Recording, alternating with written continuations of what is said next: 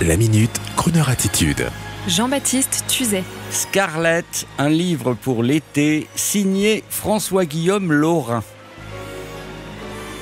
François-Guillaume Laurin est journaliste au Point depuis 1999. Il est spécialiste d'histoire et de questions géopolitiques. Auteur d'une dizaine de romans et d'enquêtes, ces romans vous emportent et sa grande connaissance du passé nous entraîne volontiers dans de formidables aventures humaines qui nous font oublier le ridicule d'aujourd'hui. Après avoir lu L'année des volcans, l'un de ses romans racontant l'épopée amoureuse d'Ingrid Bergman, la star hollywoodienne suédoise, avec l'indomptable Roberto Rossellini, le cinéaste italien qui faisait peur aux producteurs américains. Absolument passionnant.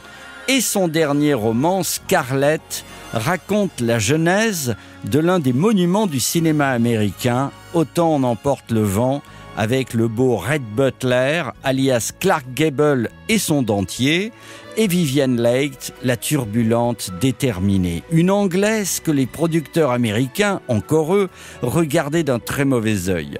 Et surtout, Hattie McDaniel, la maman noire inoubliable, qui en 1939 avait beaucoup à faire pour sortir des rôles stéréotypés de femmes de chambre ou de gouvernantes au service des riches blancs.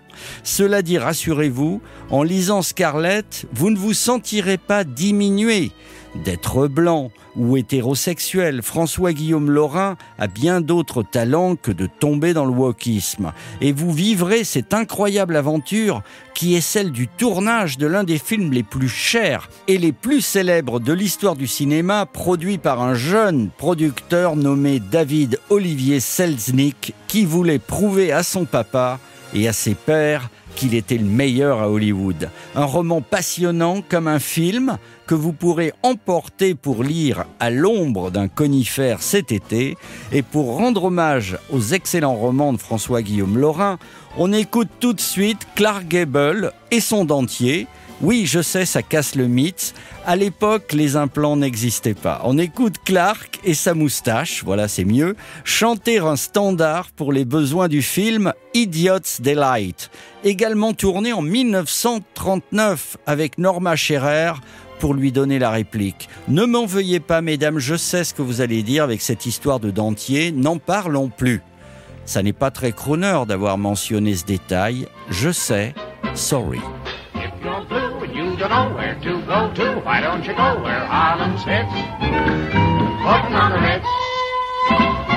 Spangled gowns upon the bevy of high browns down the levee. All misfits. Putting on the Ritz. Retrouvez la Minute Crooner Attitude de Jean-Baptiste Tuzet en podcast sur le crooner.fr.